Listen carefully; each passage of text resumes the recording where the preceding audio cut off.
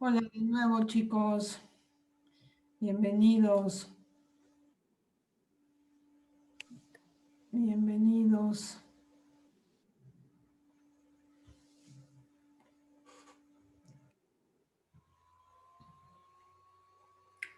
Bienvenidos otra vez.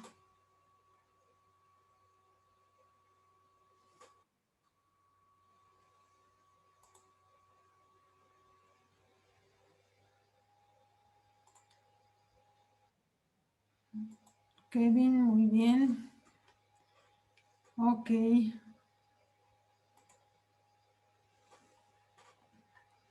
Bueno, déjenme que estemos ya prácticamente todos. Vladimir. Perfecto.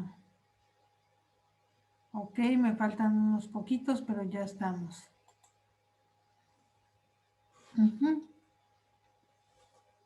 Bueno, la idea entonces de esta sesión o de esta semana, que sería 2 sesiones, es que ustedes hagan la introducción de su artículo. La introducción es muy bonita porque es donde nosotros atraemos al lector para que lea el artículo. Entonces, acá está. Entonces, es muy importante que la introducción sea bonita, esté bien escrita. No es necesario que sea larga, la introducción puede ser 1 o 2 cuartillas, pero el chiste es que realmente sea atractiva y que tenga pues la parte conceptual, que es lo más importante, porque vamos a demostrar una de las cosas que tenemos que hacer con un artículo de investigación, y que eso es bien importante, es que vamos a demostrar en la introducción que sí sabemos del tema. Porque si nosotros empezamos a escribir sin antes leer, pues no vamos a tener la garantía de que estamos escribiendo sobre un tema que sabemos. Yo sé que ahorita ustedes están, pues, están todavía pollitos y están empezando a hacer un artículo de investigación por primera vez, pero de su tema ya tienen idea, ya tienen alguna idea sobre las pesadillas o sobre las pensiones o sobre el reconocimiento de patrones o enseñar a los invidentes a programar, etcétera, ¿no? Entonces, ya tienen un poquito de idea sobre el tema que les interesó. Esta idea les va a servir mucho y me decía ahorita uno de sus compañeros, Víctor, ok, me decía ahorita uno de sus compañeros que ya leyendo sobre su tema, como que quiere cambiarlo un poco, o sea, sin dejar de ver el mismo tema, que era el tema de las pesadillas, quiere enfocarlo un poco más a la parte de estadística. Eso es natural que conforme vayamos leyendo, pues vayamos en un momento dado cambiando un poquito o afinando un poquito nuestro tema de investigación. Entonces, definitivamente, este es un trabajo donde no vamos a trabajar de manera muy estricta, muy lineal, donde vamos a hacer, hago la introducción, ya acabé, hago métodos, ya acabé, hago resultados, ya acabé, hago discusión y ya acabé. No, en realidad lo que vamos a hacer es un trabajo iterativo, donde vamos revisando, por ejemplo, leo otra lectura y se me ocurre que puedo poner otra cosa, me enriquezco, lo voy agrupando, en fin. Entonces, yo lo que les recomiendo es que vayan, eso sí, súper importante, leyendo y escribiendo.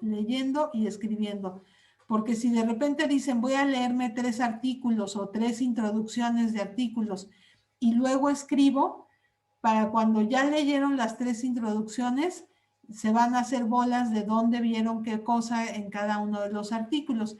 Entonces, lo mejor es como lo hemos estado haciendo.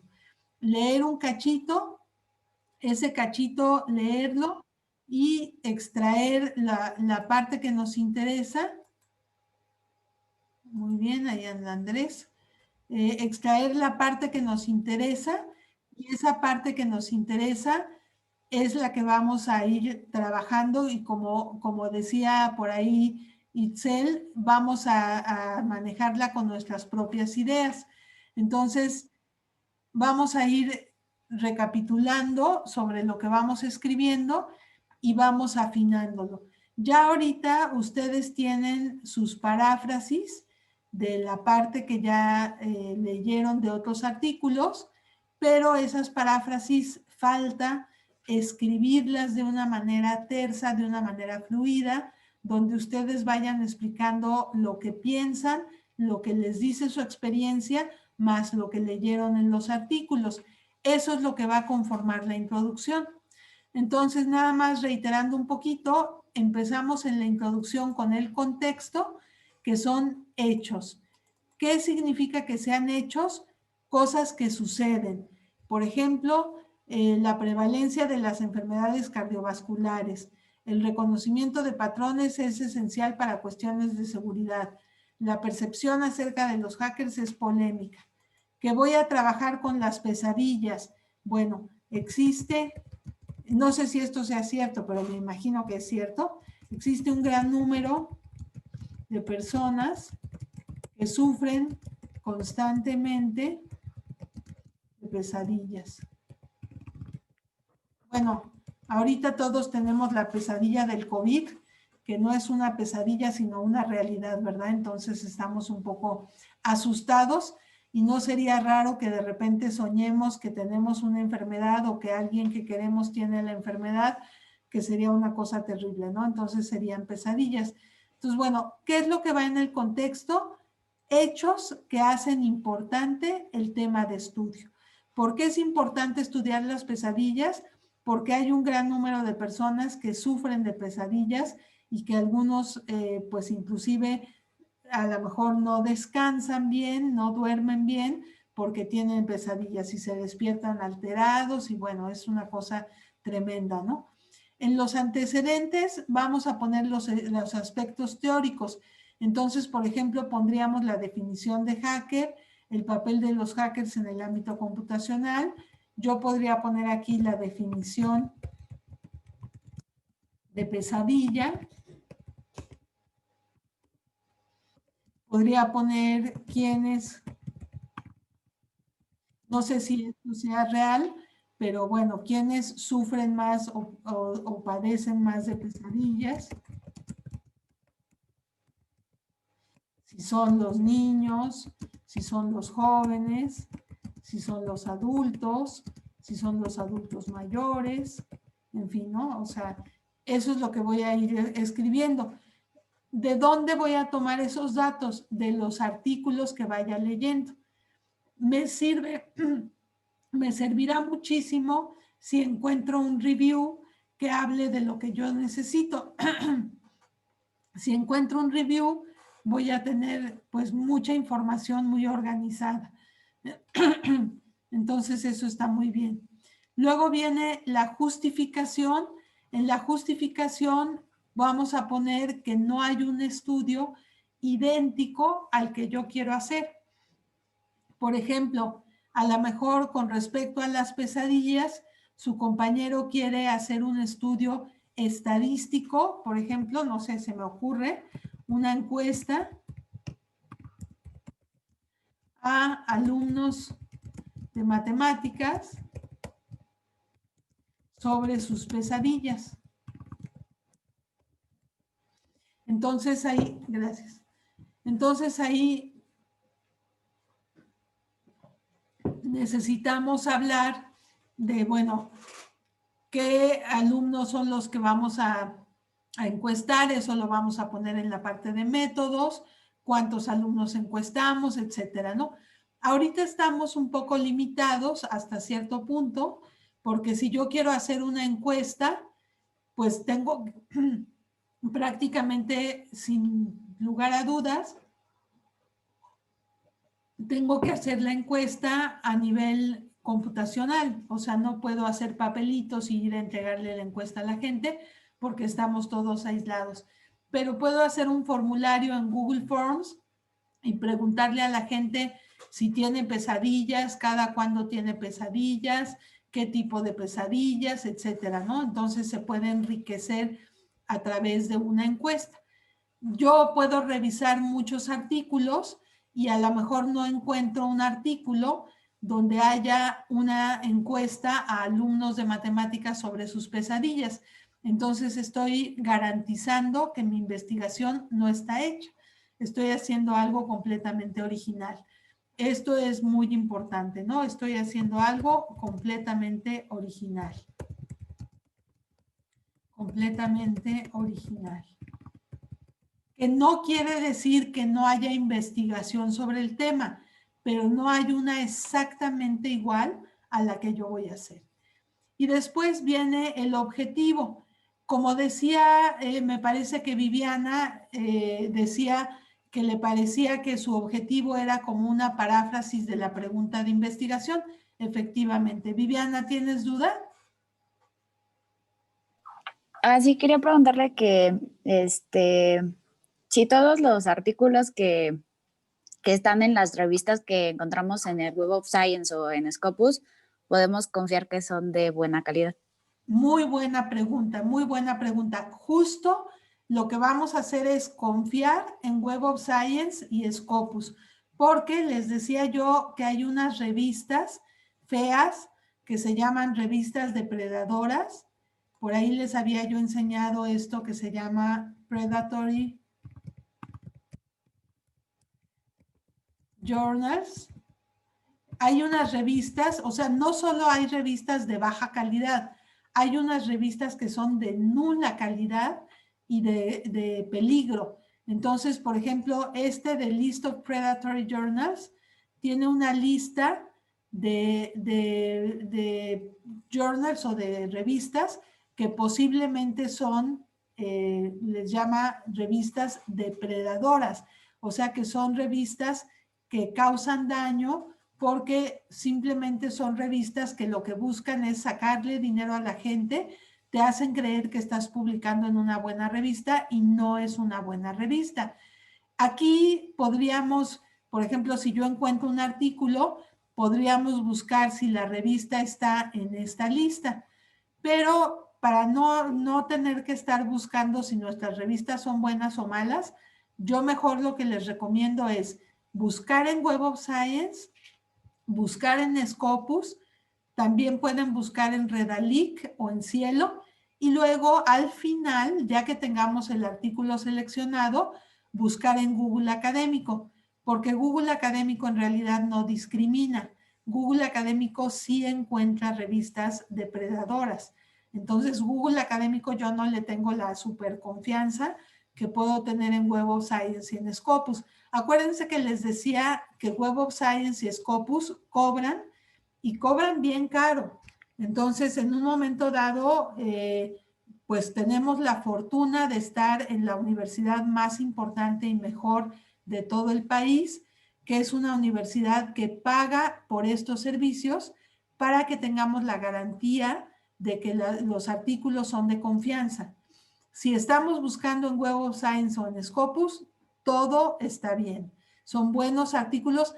No quiere decir que sean perfectos o que no sean perfectibles, porque justamente la ciencia avanza contradiciendo y diciendo, en este artículo se encontró esto, pero yo encontré esto otro que contradice. Entonces sí se pueden contradecir y todo, pero son artículos serios, artículos de confianza de donde podemos tomar la información. Si nos salimos de Web of Science, de Scopus, de Redalic y de Cielo, corremos peligro. Nos pueden salir cosas que no sean buenas. Entonces, yo sé que es un poquito latoso entrar al Web of Science, meter su clave, su usuario y contraseña y todo eso, pero la garantía es que la información es de calidad. En cambio, si nos vamos directamente a Google Académico, corremos el riesgo de que ahí nos encontremos algo que no es de buena calidad. Profesora, o sea, me refiero a que no buscar directamente desde el Web of Science, sino en la página oficial de una de las revistas que encontré en el Web of Science. Ok. Eso está perfecto. O sea, vamos a pensar que yo encuentro una revista en el Web of Science que se llama Computers and Education, por ejemplo. Encuentro esta revista, me voy a la revista, yo ya sé que la revista está dentro de Web of Science, entonces perfectamente puedo buscar dentro de la revista, puedo buscar artículos dentro de esta revista, a lo mejor, no sé, aquí me interesa el efecto del uso de Kahoot para el aprendizaje, es un review del uso de Kahoot en el aprendizaje. Entonces, me interesa este artículo, yo ya tengo la tranquilidad de que es una revista que está en Web of Science, entonces puedo buscar con ningún problema, ¿no? O sea, todo tranquilo y todo en paz, porque es una buena revista. Si bien hay una extensión mínima para la introducción, la máxima extensión, yo creo que la máxima extensión serían unas 4 cuartillas. Serían unas 4 cuartillas. Se puede alargar la introducción si metemos, por ejemplo, figuras, tablas, se puede alargar un poquito la introducción, pero generalmente la introducción no es lo más largo del artículo. Generalmente, si ustedes ven más o menos la figurita de lo que es el IMRAD, que por ahí la tenemos, si ven la figurita, ahí nos da idea del tamaño. La introducción, material y método y resultados es pequeñito y la discusión vuelve a ser más o menos amplia. No hay un estándar que digamos, bueno, la introducción debe tener tantas cuartillas, ¿no? Pero yo esperaría que la introducción de ustedes tuviera de 2 a 4 cuartillas. 4 cuartillas si encuentran muchas cosas, pero 2 cuartillas puede ser muy bueno.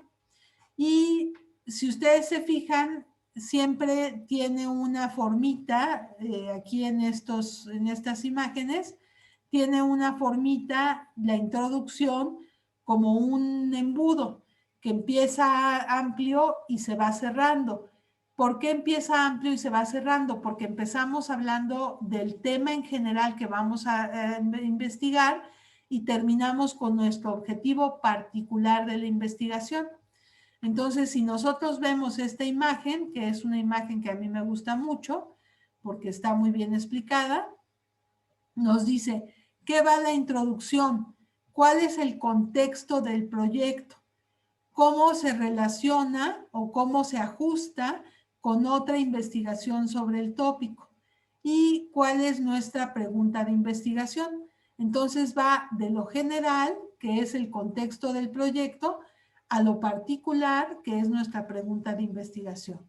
Entonces, la introducción no tendría, o sea, puede ser, hay artículos que, sobre todo, por ejemplo, depende un poquito del área. Nosotros en matemáticas, la verdad es que somos bastante concretos, bastante directos y no hacemos artículos tan rolleros. Pero si ustedes ven un artículo de sociología o un artículo de pedagogía, se van a encontrar con introducciones muy largas. Varía un poco por la disciplina, ¿no? O sea, no es así tan estricto. Pero vamos a pensar que unas 2 cuartillas sería una muy buena introducción, pensando que eso lleva el contexto, que son los hechos alrededor de mi tema, la parte de los antecedentes, la justificación y el objetivo. Y que estamos trabajando, como dijimos, a un espacio y medio de interlineado, no es a renglón seguido, entonces también eso hace que ocupe un poquito más de espacio, ¿no? Pero yo creo que unas 2 cuartillas estaría fabuloso para la introducción. Máximo unas 4 cuartillas en nuestro caso. Les digo, hay artículos que tienen hojas y hojas y hojas, pero no es lo propio de nuestra área. Nuestra área es muy concretita, muy directa, ¿no? De hecho, yo les hacía un poco la broma.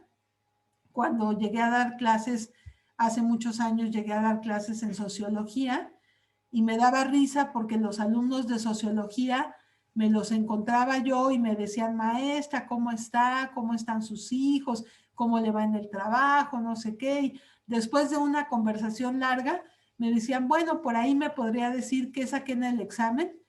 Y en cambio los de Maqui Actuaría me veían y me decían, maestra, ¿qué saqué? Y ya, o sea, ni buenos días, ni buenas tardes, ni nada, ¿no? Entonces es un poquito la forma de ser de las diferentes áreas y se refleja en los artículos, ¿no?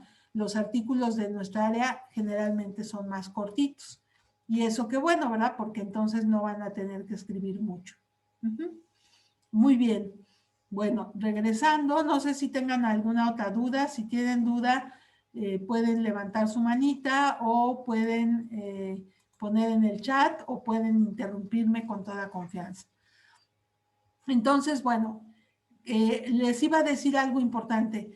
El próximo jueves, ya les había platicado, pero no les había dicho formalmente, el próximo jueves tenemos una plática que vamos a dar con respecto a la forma de evaluar en ambientes virtuales de aprendizaje, que es esta forma como los estamos ahora sí que casi todos evaluando a ustedes.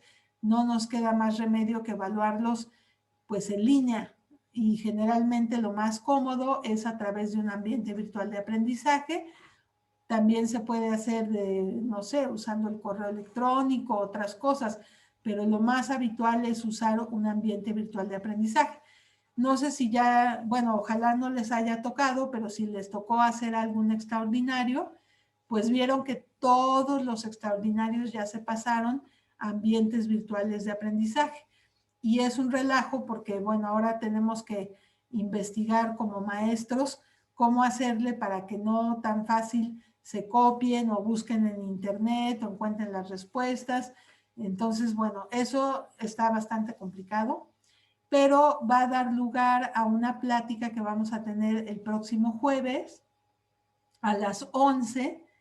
Yo les voy a mandar la liga para que ustedes asistan a la plática. En lugar de la clase, vamos a tener esta plática. Creo que va a ser una plática bastante interesante porque es un tema que a todos nos atañe y que todos estamos viviendo. O sea, ustedes están siendo evaluados a través de ambientes virtuales y nosotros como maestros estamos haciendo evaluación a través de ambientes virtuales. Entonces, la idea de esta plática es que discutamos, es un panel, no es una conferencia magistral, sino un panel de discusión. Entonces, varios maestros vamos a discutir un poquito cómo se evalúa, qué características tiene, qué ventajas tiene, qué desventajas tiene, qué problemática tiene. Evaluar usando un entorno virtual de aprendizaje o un ambiente virtual de aprendizaje. Entonces, yo les voy a mandar, me va a hacer el favor el maestro Cristian, todavía no me da el vínculo para la plática, pero en cuanto me dé el vínculo para la plática, yo se los mando a ustedes para que el próximo jueves nos veamos en esa plática, porque justo va a ser día y hora de la clase. Entonces, creo que nos va a servir para enriquecernos y para dialogar. Ustedes van a poder hacer preguntas y todo, ¿no? Entonces va a ser interesante ver la postura y lo que ustedes consideren sobre esto. Entonces, bueno, se los comento a reserva de ponérselos en el foro, pero siempre me da tentación que creo que ni ven el foro, entonces mejor prefiero comentárselos. Y de todas maneras les voy a poner la liga para que nos veamos en esa plática. Bueno, ese fue un comercial porque tenía yo que hacerlo para que no se nos olvide y para que estén ustedes conscientes que el próximo jueves nos vemos ahí, va a estar muy bueno. Regresando a nuestra introducción, nada más quería compartirles que en la introducción yo les puse un acordeoncito, un cheat sheet, que habla de qué lleva la introducción en chiquitito, entonces no tienen que leer mucho, nada más es este pedacito, que dice que la introducción comienza explicando a tus lectores qué problema investigaste y por qué es necesaria la investigación, que es lo que decimos, ¿no? Tienes que convencer a tus lectores de que es importante que continúen leyendo. Entonces hay que captar. Es como si fuéramos a escribir una novela, por ejemplo, ¿no? Y queremos que la lean completa. Entonces tenemos que atrapar a los lectores desde el principio. Si no los atrapamos ahí, pues ya los perdimos para siempre. Y después vamos a discutir el estado actual de la investigación en el campo, exponiendo un gap. Un gap es un hueco o un nicho del problema en el campo y explicando por qué lo que tú presentas como investigación es pertinente y necesario para solucionar ese hueco. Entonces, básicamente es lo que dijimos, ¿no? Ahí tenemos qué es lo que va en la introducción. Y en este acordeoncito viene cómo se construye el abstract, que lo vamos a ver más al final, cómo se hacen los métodos, cómo se hacen los resultados y cómo se hace la discusión. Entonces, bueno, este acordeoncito ustedes lo tienen para revisarlo. Y luego viene lo que es la revisión de la literatura. ¿Qué es la revisión de la literatura? Justamente revisar qué se ha escrito sobre un tema. No es literatura entendida como la que llevaron en prepa, de que ven novelas y poesía y todo eso, sino la literatura técnica que nosotros podemos leer sobre un tema de investigación. Entonces aquí, por ejemplo, este autor explica un poquito qué es la revisión de la literatura. Está en inglés, pero bueno, por ejemplo, dice cosas interesantes. Una revisión de la literatura no es un resumen de fuentes, no es una agrupación de fuentes no relacionadas, no es una compilación de todo lo que se ha escrito en un tema particular, no es una crítica literaria, que es un análisis integrado. Por eso lo vamos a integrar con nuestras ideas propias. No es solamente un resumen de lo que se ha escrito académicamente relacionado con nuestra pregunta de investigación. Entonces, bueno, aquí tienen estos que creo que están interesantes y que están breves, que les pueden dar ideas sobre lo que es el artículo, la introducción y la revisión de la literatura. Y pues les puse también varios videos. Ahorita les pongo los videos de las 2 sesiones de hoy para que los tengan también por cualquier cosa. Entonces, pues prácticamente con eso terminaríamos la sesión. No sé si tengan alguna duda, alguna pregunta. Nos veríamos sí, el jueves en la plática que vamos a dar. Ajá. Pienso que no. Una pregunta. Haciendo un ejemplo más o menos chico, un profesor nos dejó hacer una definición de un concepto. Tenemos que buscar 3, 5 definiciones más o menos y de ahí sacar un concepto enteramente nuestro. Bueno. La pregunta es, y ese concepto ya nosotros éramos los autores como tal. La pregunta es, ¿qué tanto tendríamos a veces que investigar para que, lejos de hacer la paráfrasis de la cita de un autor en el que nos estemos basando, sea ya enteramente nuestra, una hoja, por decirlo así? Bueno, es una pregunta muy interesante. Digamos que lo que podemos hacer generalmente, y eso es muy válido, es analizar las definiciones que dan varios autores y con esas definiciones construir, si yo encuentro 3 autores y construyo una cuarta definición que toma parte de los 3 autores, pues esa definición nueva ya es mía. Tendría que ser una definición que reúna. Esto generalmente funciona muy bien cuando hay, digamos, como cierto desacuerdo entre los autores. Es muy bueno tratar de buscar las definiciones diferentes y hacer una definición que englobe a las otras definiciones. Por ejemplo, estaba yo viendo una definición de educación a distancia que dice que educación a distancia es cuando los alumnos y el profesor no coincidimos en distancia, en geografía y en tiempo. Bueno, esa definición me parece que está rebasada, porque aunque no coincidimos en geografía, porque ustedes están en su casita y yo estoy en la mía, la verdad es que sí coincidimos en tiempo, porque estamos al mismo tiempo trabajando. Entonces, esa definición ya está rebasada. Yo puedo proponer una definición que sea, no, la educación a distancia es simplemente cuando no coincidimos geográficamente, pero sí podemos coincidir en tiempo. Entonces, estoy creando una definición alterna, ya mía, pero basada en el otro autor. Entonces, es completamente válido y sí se puede hacer, pero sobre todo creo que la definición más rica es cuando los autores no están, o tú no estás de acuerdo 100%, o los autores no están de acuerdo 100% entre ellos. ¿Sale? Ok. Sí, Muy gracias, bien. profesora. Muy bien, bueno, pues entonces nos vemos el jueves en la plática. Yo les voy a mandar el vínculo y espero que estemos todos ahí porque va a estar bastante interesante y ustedes van a poder participar todo lo que quieran. ¿Sale? Profesora, hay una pregunta en el chat por parte de una compañera, de Elena. Chat. Sí. Para hacer el artículo solo vamos a usar artículos.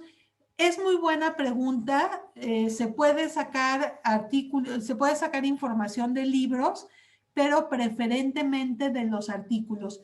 ¿Por qué? Porque los artículos generalmente son más recientes que los libros. Pero si ustedes tienen un buen libro, que es un libro reciente y que habla de un tema, pueden utilizar la información del libro, obviamente citándola, obviamente con la cita correspondiente. Gracias, Oscar Uriel, por decirme del chat que no había visto. Muy bien, Elena, excelente pregunta. Muy bien. No, ¿de qué, profesora? Páginas de internet, por supuesto, para imágenes y gráficas, por supuesto. Tenemos, por ejemplo, que la página del INEGI, la del Banco de México, el otro día veíamos una página sobre los invidentes. Claro que se puede sacar información de páginas de internet, sobre todo para imágenes, gráficas, datos, tablas, por supuesto que sí, por supuesto. Muy bien, bueno, pues terminamos aquí, nos vemos el próximo jueves.